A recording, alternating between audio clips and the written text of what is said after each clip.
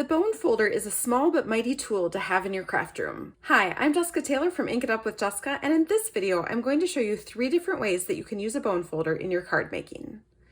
The first and most basic is to give your card base a good crisp crease on the fold.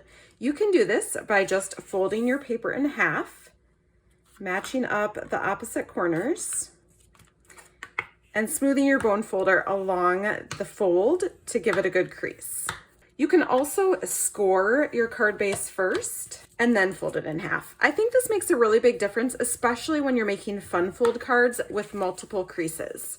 It really gives it a nice, crisp, clean edge. The second way you can use your bone folder is to rough up the edges of your paper.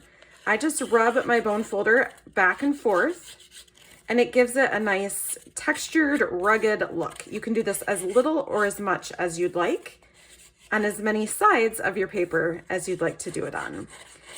Some papers, if you do it enough, if you rub your bone folder back and forth enough, it'll split your cardstock, if it's a heavy, thick cardstock, and you can peel the pieces apart.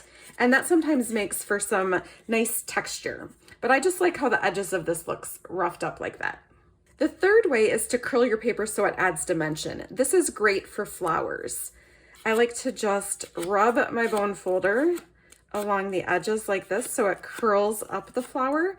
And you just want to make sure that when you tape your flower down to your project, you only put adhesive in the middle. So here is a card that I've made with those 3 techniques.